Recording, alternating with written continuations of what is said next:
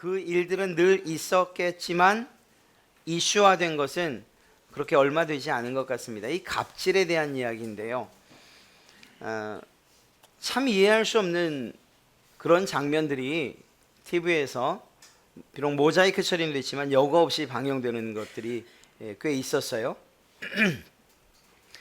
직원이 고객 앞에 무릎을 꿇고서 머리를 맞는다거나 아니면 심한 욕을 듣는다거나, 그래서 그것을 보는 사람들로 하여금 불쾌감을 느끼게 하는 일들이 참 많았고, 또 그것이 사회적인 문제가 되기도 했었습니다. 조금 더 가졌다는 단 하나의 이유 때문에 그렇지 못한 사람들을 마구 대하는 그 모습이 우리의 기분을 상하게 한 것이고 얼굴을 찌푸리게 한 것이죠.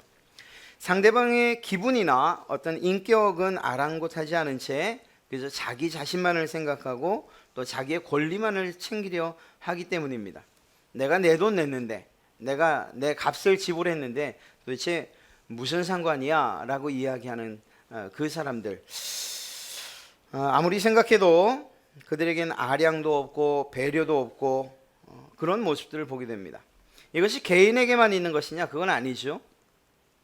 조금 힘이 있다고 하는 어떤 서열을 사실 따질 수 없지만, 그러나 자산의 규모나 혹은 그 대기업, 하여튼 힘이 있는 이러한 자들이 그렇지 못한 기업들이나 또는 개인 사업자들을 향해서 하는 일들도 참 꼴불견인 경우가 너무 많습니다.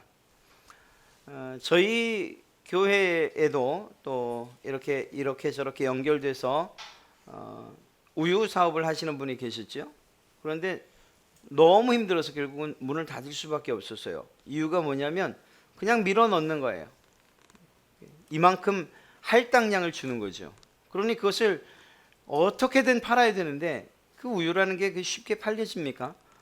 소비자를 쉽게 구할 수도 없고, 또 모든 사람들이 다 자기가 선호하는 그러한 우유들이 있는데, 그러다 보니까 유통기한에 아주 가까운 그런 제품들을 밀어넣으면 결국은 버릴 수밖에 없고, 그 덕에 조금 진한 것들을 많이 먹긴 했어요. 저도 가져다 주시더라고요. 아무 탈은 없었습니다만 제품으로서는 사용할 수 없는 거잖아요. 이런 일들이 있다 보니까 결국 문을 닫을 수밖에 없는, 이거야말로 또 힘 있는 자들의 정말 갑질이라고 이야기할 수밖에 없죠. 조금만 더 낮아지고 조금만 더 겸손하게 상대방을 배려한다면 그러면 정말 멋진 세상이 될 것 같은데, 실제로 그런 일들이 일어나지 않습니다. 오히려 무릎을 꿇게 하는 것을 통해서 자기가 우월하다는 것을 드러내고, 심지어는 손찌검을 하거나 막말을 통해서 자기를 과시하려 하는 거죠. 그들이 오히려 더 불쌍하고 또 안 된 그런 사람들인 것 같습니다. 안타깝게도 세상만 그런 것이 아니라는 거예요. 오히려 당연히 서로 섬기고 더 낮아져야 할 것이라고 생각하는 교회에 이러한 섬김과 낮아짐이 있는가 하는 것을 좀 생각해 볼 필요가 있다는 것입니다. 사람과 하나님이 보시기에 아름다운 그런 교회가 어떤 교회냐라고 이야기한다면, 그런 교회는 주님께서 그러셨던 것처럼 늘 낮아지고 겸손히 섬기는 그러한 사람들이 있는, 그러한 성도들이 있는 교회, 그것이야말로 하나님께서 아름답다 여기시는 교회 아니겠습니까? 이러한 모습을 생각하며 우리 갈릴리 교회가 그러한 교회가 되기를 먼저 간절히 소원합니다. 오늘 말씀의 배경은 이렇습니다. 당시에 마게도니아의 수도인 빌립보, 물론 아니라고 하는 분도 계시지만 일반적으로 빌립보라고 그렇게 알려져 있습니다. 이 빌립보는 정치적으로 매우 중심지에 있는 그러한 도시이긴 했지만 여전히 로마의 식민지였습니다. 참 감사한 것은 유럽 지역에서 가장 먼저 세워진 교회예요. 유럽 지역에서 자주장사 루디아를 통해서 복음이 선포되었고, 또 그가 사도 바울과 함께 동역한 최초의 성도가 되기도 했고, 더 나아가서 바울과 실라가 빌립보 성에 있는 어떤 귀신 들린 한 여자아이를 고쳐주고, 그것 때문에 결국은 옥에 갇히게 되죠. 놀라운 일이 발생하지 않습니까? 이 바울과 신라를 위해서 기도할 때 옥문이 열리고, 그럼에도 불구하고 도망치지 않은 바울과 신라, 그들 때문에 누가 구원받습니까? 간수와 그의 가족이 구원을 받죠. 이들이 결국 빌립보 교회를 세우는 그러한 성도들이 되고, 이들로 인해서 교회가 이제 세워진 첫 번째 유럽의 교회가 됩니다.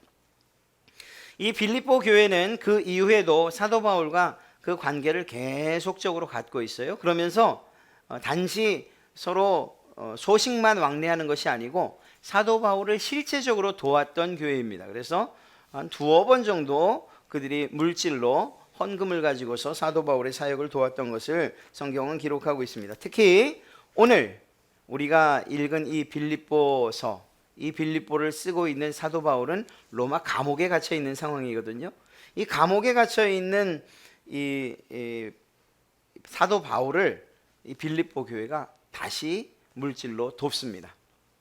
그렇게 결정을 해서 그 후원금, 이 헌금을 가지고 가야 하는데 이걸 과연 누구를 시킬까 하다가 빌립보 교회 집사인 에바브로디도라고 하는 집사님에게 이 일을 맡깁니다. 그리고 그 일을 성실하게 수행하죠. 놀랍게도 이 에바브로디도 집사가 결국은 거기에서 전달만 하고 돌아온 것이 아니고 그곳에서 사도 바울, 옥에 갇힌 사도 바울의 뒷바라지를 해주기로 결정하고 그를 돕습니다. 안타깝게도 그 일이 참 힘들었던 모양이죠. 그 이유에 대해서는 분명하게 말하고 있지 않지만, 그러나 사도 바울은 그것이 정말 과로한 탓이라고 이야기하고 있는 것 같습니다. 에바브로가 중병에 걸리게 되지요. 사도 바울은 자기의 편지를 통해서 에바브로, 이의 병이 너무 심해서 죽을 지경이 되었다, 이렇게 전하고 있습니다.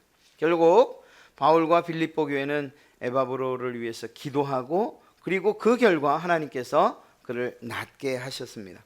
그래서 사도 바울이 기쁨 가운데 에바브로를 다시금 빌립보 교회에 보낼 수 있게 되었다는 거죠. 건강을 회복한 그 모습이 빌립보 교회의 큰 기쁨이 될 것을 사도 바울이 알았기 때문입니다. 한편으로 생각하면 에바브로디도도 걱정하고 있었어요. 내가 아프다는 사실 때문에 사도 바울의 사역에 지장을 받고, 또 더 나아가서 빌립보 교회, 내 사랑하는 교회가 근심하면 어떻게 될까, 이러한 생각을 이 에바브로디도도 가지고 있었습니다. 서로 관계가 정말 긴밀했다는 것을 우리가 알 수 있죠.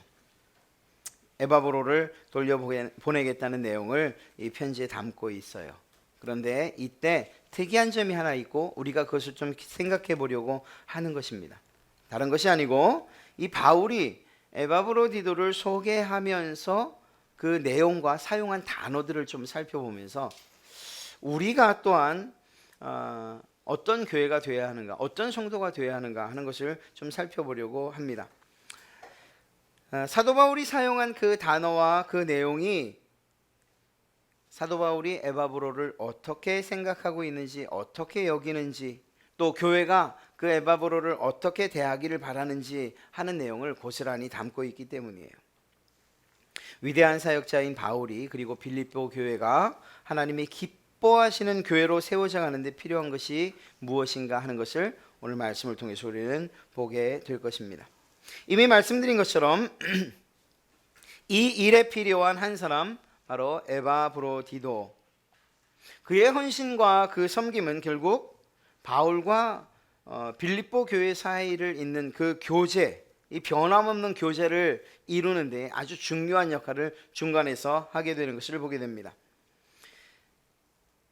사도 바울 개인적으로는 전도 사역, 이 복음 사역에 정말 헌신할 수 있도록 그렇게 도왔고, 또 한편으로 교회적으로는 주님께서 명령하신 그 일들을 이 에바브로디도가 훌륭하게 수행해내고 있어서 하나님의 기쁨이 되는 교회로 자리 잡게 했다는 거죠. 이 에바브로디도를 바울이 과연 무엇이라고 부르고 있는가? 이것은 우리 갈릴리 교회 성도들이 어떤 삶을 살아야 하는지, 또 어떤 모습으로 하나님을 기쁘시게 할 수 있는지에 대해서 이야기하고 있고 그것을 나누며 은혜 나누고자 하는 것입니다. 빌립보서 2장 25절 말씀을 보면 그러나 에바브로디로를 너희에게 보내는 것이 필요한 줄로 생각하노니 그는 나의 형제요 함께 수고하고 함께 군사된 자요 너희 사자로 내가 쓸 것을 돕는 자라. 이 현대어 성경으로 좀 쉽게 번역을 해보면 거의 비슷하지만 몇몇 단어가 좀 다르게 기록되고 있습니다. 나는 에바브로디도를 여러분에게 보내는 것이 필요하다고 생각합니다. 그는 나의 형제요 동역자요 전우이며 나의 필수품을 공급해 주라고 여러분이 보낸 사자입니다. 사도 바울이 에바브로디도를 무엇이라고 이야기하고 있습니까? 네 가지 단어를 사용해서 그를 소개하고 있는데 그 첫 번째가 바로 형제예요. 형제. 그는 나의 형제예요. 사실 이것은 있을 수가 없는 일 가운데 하나예요. 왜냐하면 사도 바울은 에바브로디도나 혹은 정말 갓 세워진 교회 혹은 어떤 교회라 할지라도 일반 성도가 바라보기에는 너무 먼 당신이거든요. 사도 바울의 위치가 그리고 그의 사역이 얼마나 강력했고 그리고 컸는가 하는 것은 굳이 말하지 않아도 우리가 잘 알 수 있습니다. 그런데 그렇게 모든 사람들이 인정할 만한 위대한 지도자가 빌립보 교회의 한 집사를 향해서 당신은 나의 형제입니다 이렇게 부르고 있는 거예요.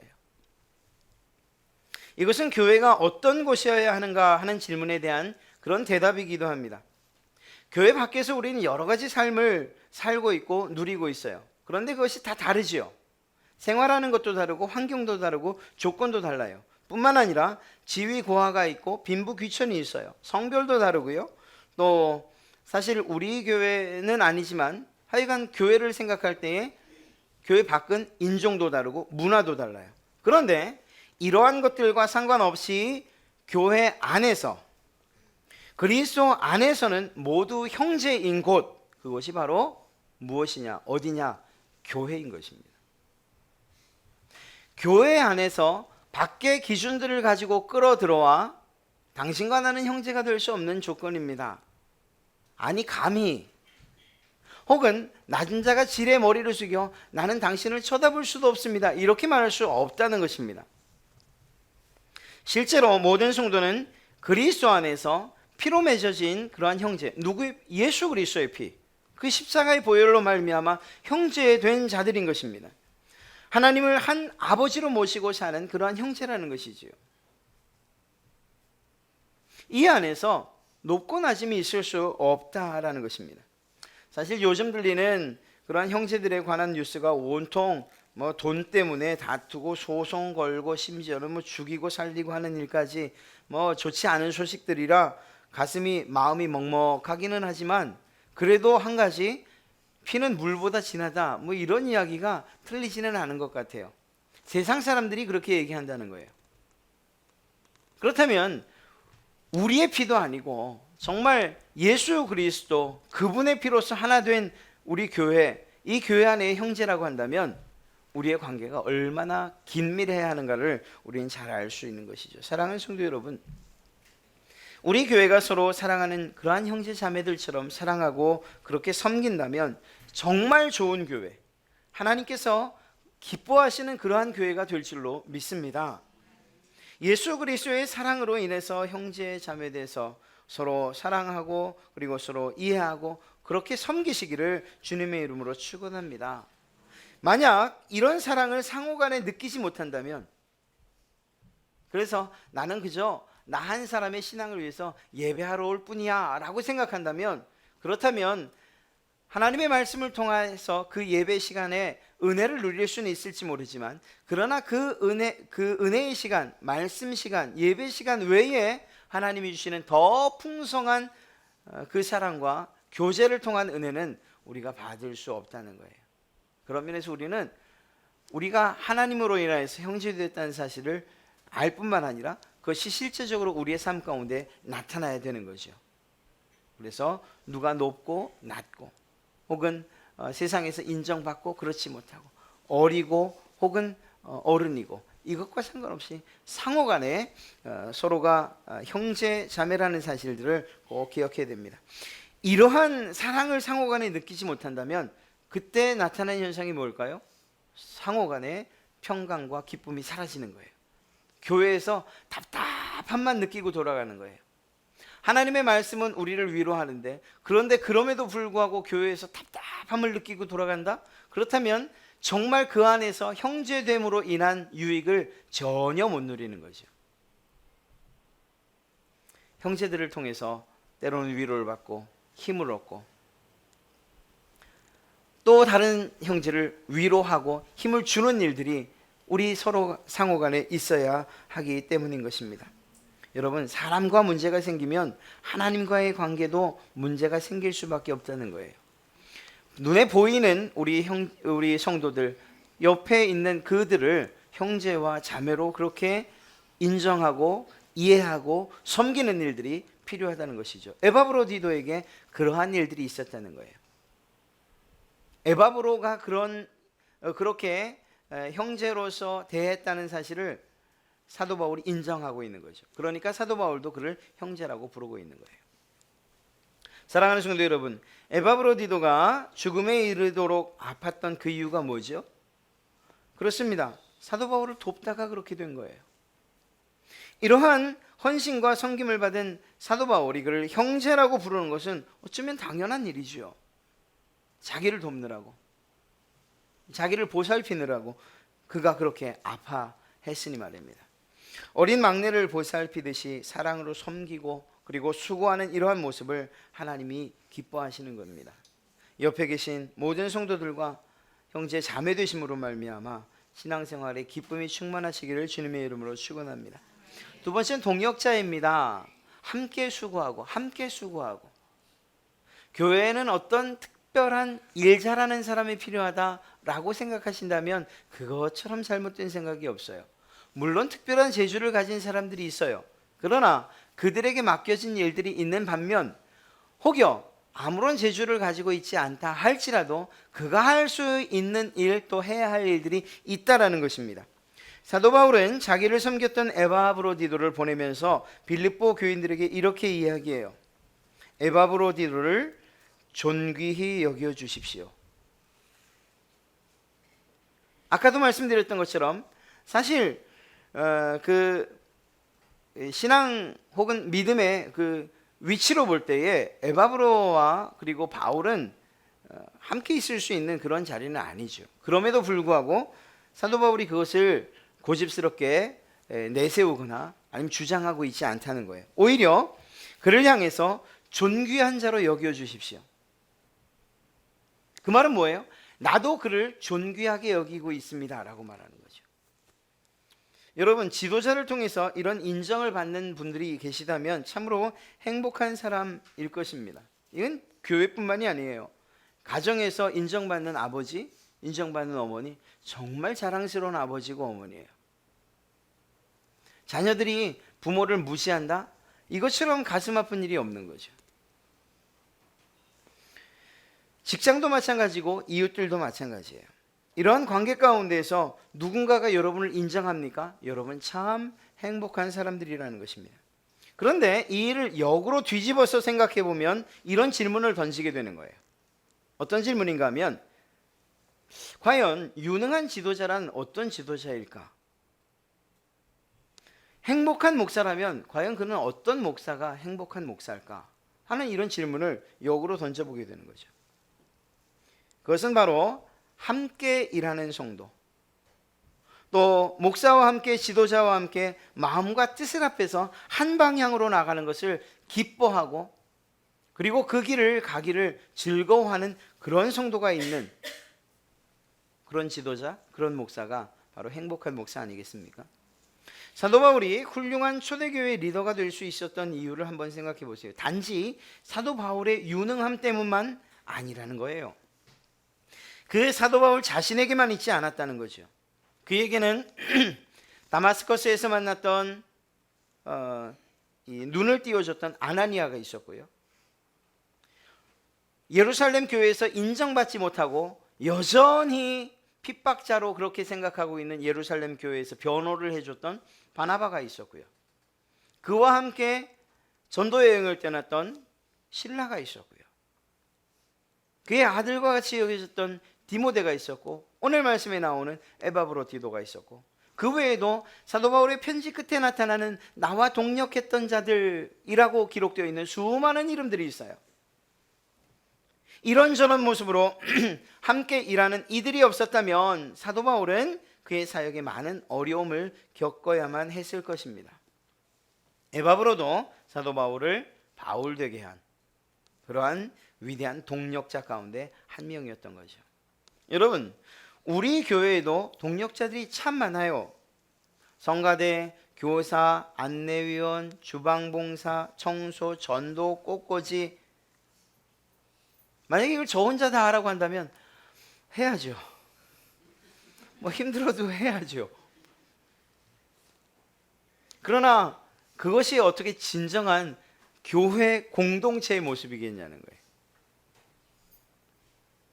그런 면에서, 어떤 면에서는 지도자는 일들을 잘 분배해주고 함께 일할 수 있도록 돕는 그 역할이 오히려 지도자로서의 탁월한 역량이라고 이야기할 수 있어요. 그 일이 얼마나 힘든지 아십니까? 왜냐하면 뭔가 잘하는 지도자들일수록 그게 힘들어요. 사실 제가 그랬어요. 저는 제가 일을 하지 않으면 뭐 그렇게 유별나게 잘하는 것도 아니면서 하여튼 마음에 안 들어요. 정말 그랬어요. 아마 저를 기억하시는 분들은 그러셨을 거예요. 그런데 제가 좀 변하지 않았나요? 지난번 사역지에서 그런 것들을 많이 느꼈어요. 중등부 사역을 가서 선생님들과 일을 하는데 선생님들이 일하는 게 마음에 안 들어요. 이건 좀 잘해줬으면 좋겠는데. 그런데 거기에서 어떤 집사님의 권고를 받아들였어요. 목사님 혼자 일하는 거 아니잖아요. 우리도 일하게 해주셔야죠. 그 기분이 굉장히 안 좋았는데, 그런데 정말 그게 맞아요. 그래서 일을 분리하기 시작했어요. 나는 정말 내게 맡겨진 일이 있구나. 말씀을 전하는 일과 그리고 신앙적으로 양육하는 이 일에 내가 전심을 다해야겠다. 그런데 행사 혹은 중고등부 아이들이 이렇게 움직이는 활동, 이런 것들은 우리 선생님들과 학생들이 한번 움직여보게 해야겠다. 그런데 이게 그 아이들에게 또 그 선생님들에게 너무 큰 기쁨이었나 봅니다. 그리고 그 일을 위해서 저는 제 마음을 내려놔야 했어요. 그러나 이 일이 얼마나 중요한 일이었는지, 그리고 얼마나 제게 큰 깨달음을 주는지 알 수가 없어요. 교회 일은 잘하는 어떤 한 사람에 의해서 이루어지는 것이 아니고, 하나님께서 함께 하시는 부족한 사람들이라 할지라도 하나님께서 함께 하시는 그들이 함께 이루어가는 공동체가 바로 교회이기 때문인 것입니다. 그래서 어떤 어린아이도 또 어떤 어른도 아무렇게나 혹은 무시할 수 없어요. 지금은 천국에서 큰 기쁨을 누리고 계신 우리 문정순 권사님, 제가 뭐 종종 이야기해도 여러분들 다 아시죠? 그분이 뭐 하실 일이 뭐 있겠냐 이런 생각돼요. 연세는 드셨고 힘들고 이 계단 올라오는 것도 힘드신데, 그런데 가만히 생각해 보면 그분은 두 가지 일에 아주 전념을 하셨어요. 그리고 그것은 교회에 큰 귀감이 되고, 또 우리가 정말 자원하여서 교회를 사랑하는 마음으로 헌신해야 된다는 생각을 갖게 하셨죠. 첫째는 그 힘든데도 나가서 일을 하셨어요. 일의 이유는 다른 게 없었어요. 정말 하나님께 정말 할 수 있는 대로 드려야겠다는 이 생각밖에 없었어요. 여러분들도 아시죠? 그래서 그것 때문에 우리 그 아프리카에 교회가 하나 세워졌잖아요. 마다가스카르에. 또 한 가지 뭐였냐면 밤새워 기도하시는 거였어요. 저기에 있는 저 등 그 스탠드를 제가 저걸 치워야 되는데 아직도 치우질 못하고 있어요. 왜냐하면 저기 성경 보시고 그리고 밤새 기도를 하셨거든요. 아무것도 하는 일이 없나요? 아니에요. 그렇지 않아요. 지금 여기 계신 우리 어르신들도 하는 일이 있어요. 뭐 하냐고요? 기도하셔요. 눈에 보이는 드러나는 일이 아니라고 해서 그 일을 또 교회의 어떤 동력을 하고 있는 것이 하지 않는 것이 아니라는 것입니다. 오히려 더 큰 일들을 하고 계시다고 이야기할 수 있는 거예요.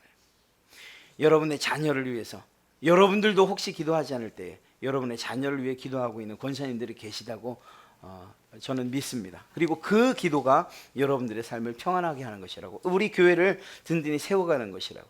사랑하는 성도 여러분, 아이들이 하는 일이 없다고요? 아니에요. 이 아이들이 지금은 예배를 드리기 시작하면서 이렇게 조용하지만 그렇지 않을 때 얼마나 시끄러웠습니까? 막 쿵쿵쿵쿵쿵쿵. 그런데 저는 그게 얼마나 아름다운 음악 소리로 들리는지 알 수가 없어요. 아이들이 없어서 적막하게 그지없고 정말 이게 교회가 썰렁하게 느껴지는 이런 교회였는데, 어느 날부터 아이들이 떠들고 쿵쿵거리고 시끌벅적 왁자지껄 하는 소리가 들릴 때, 여러분, 그 아이들은 그런 모습을 통해서 교회에 큰 힘이 되는 거예요. 사랑하는 성도 여러분, 교회는 혼자서 유지해가는 게 아니에요. 교회는 함께 수고하고 동력하는 자들이 있어야 돼요. 그리고 그 목적은 반드시 복음을 전파하고 그리스도를 전하기 위한 것이어야 한다는 것이죠. 교회 주인은 목사가 아닙니다. 그럼 성도구나.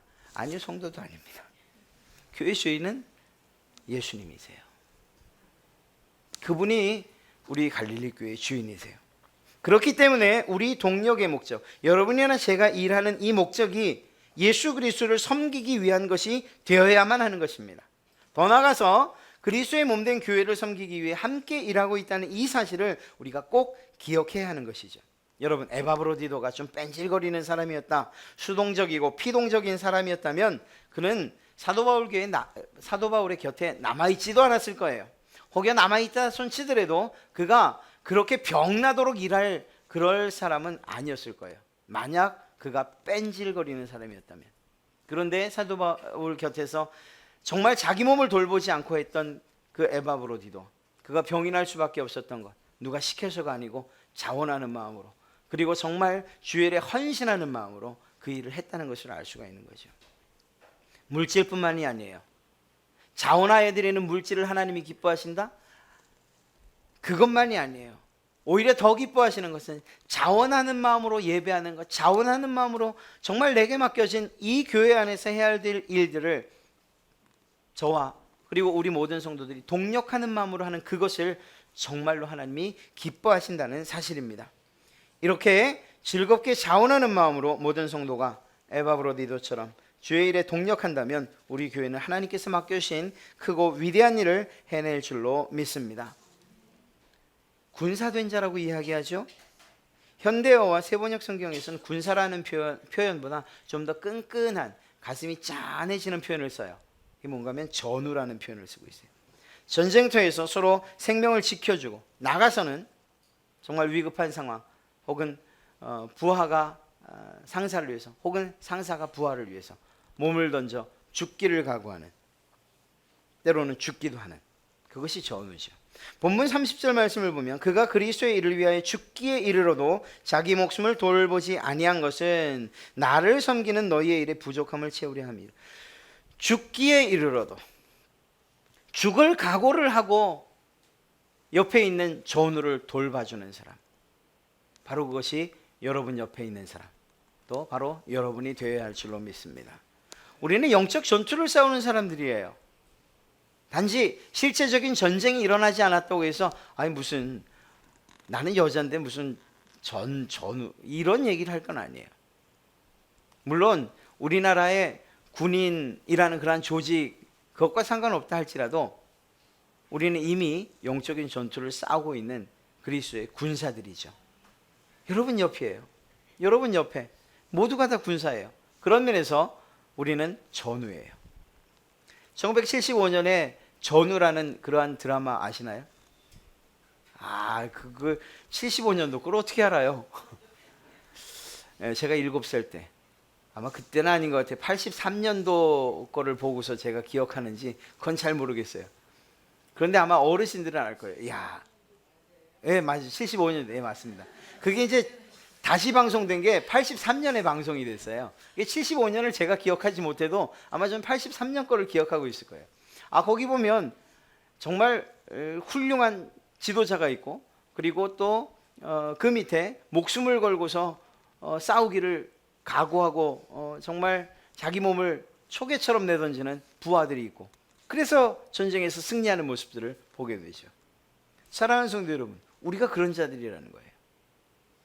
옆에 있는 이를 위해서 내 목숨을 바칠 수 있을 만큼의 힘이, 그리고 그러한 마음이 있는, 옆에 쓰러져 있는 전우를 그냥 두고 가지 마십시오. 들쳐매고라도 끝까지 그들을 위해서 우리의 목숨을 다해서 함께 싸워야 할 자들이기 때문입니다. 이 말이 뭐예요? 그가 정말 쓰러져 죽을 것 같은 상황이라는 거예요? 아니에요. 사실은 그래요. 정말 사탄의 공격으로, 세상의 공격으로, 세상의 어려운 일들과 문제들과 시험거리들로 정말 낙심해서 일어설 수 없을 정도가 되고, 그저 흐르는 게 눈물이고 마음은 뻥 뚫린 것 같은 공허함 가운데 있는 성도가 옆에 있습니까? 심각한 부상당한 그런 성도예요. 그렇다면 여러분들이 그들을 위해서 어깨동무하고, 혹은 뭐라고 합니까? 이게 전문 용어밖에 생각이 안 해. 이 단가에다가 실어가지고 옮겨야 돼요. 그렇게 해야 돼요. 야, 너는 다쳤으니까 이번 전투에는 전혀 쓸모가 없어. 너는 빠져. 이렇게 얘기할 수 없어요. 함께 가야 되는 거예요. 옆에 있는 성도들이 힘들어 하시다면, 그렇다면 그냥 내버려 두지 마시고, 야, 우리 함께 가자. 함께 기도하시고, 우리가 전우 아니냐, 함께 싸우시고, 그래서 승리를 함께 맛보시는 그러한 여러분 되시기를 주님의 이름으로 축원합니다. 마지막으로 후원자를 이야기하고 있어요. 나의 쓸 것을 돕는 자라. 에바브로디도는 바울의 쓸 것을 공급해 주는 그런 사람이었습니다. 물론 빌립보 교회에 헌금을 전달하는 것이 그의 일이었어요. 그런데 성경을 쭉 읽다 보면 단지 그것만은 아니었던 것 같습니다. 즉, 교회에서 전달하기 위한 헌금과는 별도로 바울을 물심양면으로 도왔던 것을 알 수가 있어요. 전달하고 나서 그 이후에도 여전히 자기 혼자 살기도 어려웠을 텐데 옥에 갇힌 사도 바울까지 책임지고, 또 그를 위해서 헌신하고 수고하다가 병까지 들었다는 것을 봐서 알 수 있는 것이죠. 사랑하는 성도 여러분, 오늘날 복음이 이 땅 가운데 어떻게 선포되어지고 있습니까? 단적인 예를 좀 드려보겠습니다. 저희 교회를 이야기하면, 제가 온 지가 그렇게 오래되지 않았습니다만, 그러나 오면서 마음속에 작정하고 온 게 있어요. 우리 교회도 선교하는 교회가 되어야 된다. 우리 교회도 구제하는 교회가 되어야 된다. 이건 우리의 먹고 살고 또 우리의 교회 재정, 그래서 교회가 든든히 세워져 가는 것, 부족함이 없는 것, 이것과는 별개로, 혹시 교회가 힘들어서 허리띠를 쫄라매도 그래도 선교는 해야 되고 구제는 해야 된다, 이런 생각이 있었습니다. 그리고 그것을 여러분들에게 말씀드렸을 때 여러분들이 아주 흔쾌히 허락을 해주시고 동의를 해주셨죠. 이 여러분들의 동의하에 우리 선교 헌금, 이 헌금 부분을 선교비와 선교 재정을 따로 교회 재정에서 분리를 했지 않습니까? 이게 같이 되어 있으면 정말 힘들어요. 왜냐하면 교회 급하면 먼저 써야죠. 근데 그럴 수 없어요. 저희가 많진 않지만 어찌되었거나 지금 10분의 선교사님을 후원하기로 했지 않습니까? 또 하고 있지 않습니까? 이렇게 볼 때에 예를 들어 교회 재정에 이 선교비가 편입되어 있으면, 그러면 교회가 급하면 이분들 못 보내요. 그럴 리가 없다고. 아니요, 그럴 리가 있어요. 그렇게 돼요. 당장 급한 걸. 그런 일이 실제로 있었잖아요, 우리요. 작년에. 그래서 우리 재직회도 했었잖아요. 그래도 너무 감사한 건 뭔가 하면, 우리 선교비 좀 씁시다, 구제비 좀 씁시다, 이렇게 얘기하는 분들이 없어서 제가 얼마나 기쁜지 알 수가 없어요. 힘든 것 좀 줄여가면서 그렇게 좀 살고 좀 긴축하면, 그러면 또 하나님께서 또 은혜를 베풀지 않겠습니까? 이렇게 이야기해 주신 게 전 너무 기뻤어요. 그래서 결코 거기 손 대긴 했네요. 빌렸었네요. 선교비에서 빌렸었네요. 거금 500만 원을 빌렸었네요. 재정이 없어서. 그런데 다 갚았어요. 다 갚았어요. 성실하게 그리고 정말 마음을 다해서 여러분들이 도우셔서 다 갚았어요. 그리고 선교비는 전혀 건들지 않고 지금도 계속 나가고 있어요. 얼마나 감사한 일인지 알 수가 없어요. 전 여러분들이 그런 면에서 너무 자랑스러워요.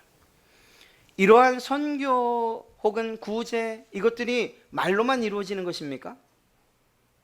그렇다면 사실 그런 선교비나 혹은 후원 혹은 구제비 필요 없죠.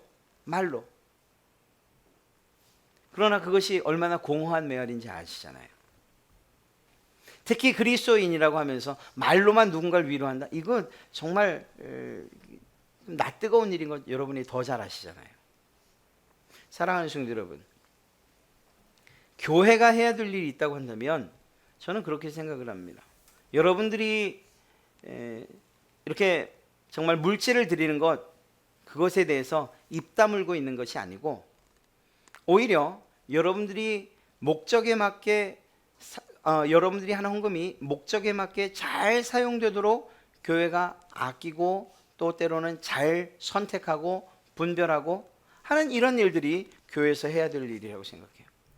넘치도록 남게 하는 것이 좋은 일도 아니죠. 오히려 더 일할 것이 없는지, 더 도울 것이 없는지 이렇게 찾아볼 수 있다면 그것이 좋은 일이라고 생각합니다. 그리고 그것이 저와 또 여러분들 그리고 우리 교회에 큰 유익이 될 줄로 믿습니다. 사랑하는 성도 여러분, 우리가 하나님을 섬기고 이웃을 섬긴다고 할 때에 이 입만으로는 이거 이쯤 되면 막 제 입이 간지럽네요. 좀 경박한 표현을 쓰고 싶어서 주자로 시작하는 그거예요. 입만 가지고는 안 되는 거예요. 입만 가지고는. 사실 선교도 그렇고 구제도 그렇고 모든 것이 다 마찬가지예요. 우리의 것이 드려지는 것을 통해서 이루어진다는 것입니다. 여기의 법칙은 한 가지밖에 없어요. 자원하는 것. 하나님께서 이러한 자원하는 것을 기쁘게 받으시고 그것을 통해서 사도 바울을 세우시고 그 당시에 교회를 세우시고 그를 통해서 복음이 선포되게 하셨다는 사실을 우리가 압니다. 이 사실은 무엇인가 하면 세계 복음화에 빌립보 교회가 큰 역할을 감당했다는 것을 이야기하는 거예요. 이러한 관점에서 볼 때 여러분들이 하는 그러한 후원자로서의 섬김이 결국 세계에 복음을 전하는 일에 사용되어지고 또한 지역과 이웃에 예수 그리스도의 사랑을 전하는 일에 사용되어진다는 것입니다. 이거 얼마나 자랑스럽습니까? 사랑하는 성도 여러분, 저는 이런 일들을 하시는 그리고 즐겁게 하시는 여러분들이 너무 자랑스러워요. 제가 여러분들이 이렇게 자랑스러워한다면 별것도 아닌데 제가 그렇다면 하나님께서 여러분들을 자랑스러워하신다 그렇게 생각하십시오. 정말 그러실 것입니다. 사랑하는 성도 여러분, 오늘 에바브로디도를 통해서 우리가 과연 어떻게 섬겨야 하는지 또 어떤 교회가 되어야 하는지 그러면 하나님이 기뻐하실지 하는 것을 살펴봅니다. 서로 간에 형제로서 섬기는 그러한 섬김이 있어야 하고 또한 동력자로서 함께 수고해야 하고 또 더 나아가 전우로서 서로의 안위를 생각하고 함께 정말 승리를 향해 나가는 일들이 필요하고 우리의 것들을 통해서 누군가를 돕는 일들 이러한 일들이 필요하다는 것입니다. 이러한 섬김과 헌신이 있는 교회, 하나님이 이러한 교회를 기뻐하지 않으시면 도대체 어떤 교회를 기뻐하시겠는가? 이런 교회가 자랑스럽지 않으면 어떤 교회가 자랑스럽겠습니까? 건물 하나 지어볼까요? 그러면 자랑스러워질까요? 아니에요. 요즘 빚밖에 없어요. 빚. 여러분들이 저에게 건축을 하자고 해도 전 돈 마련되기 전에는 안 해요. 제가 원래 이 가슴이 새 가슴이라 전 그런 일은 못해요. 사랑하는 성도 여러분, 하나님께서 기뻐하시는 일들에 전심하시고 전력하시고 또 그것들을 생각해서 낮아지시고 겸손히 섬기시고 헌신하시는 그러한 여러분 되시기를, 그래서 하나님께서 기뻐하시는 교회, 하나님께서 기뻐하시는 성도 그리고 그것을 통해서 행복을 누리는 그러한 여러분 되시기를 주님의 이름으로 축원합니다.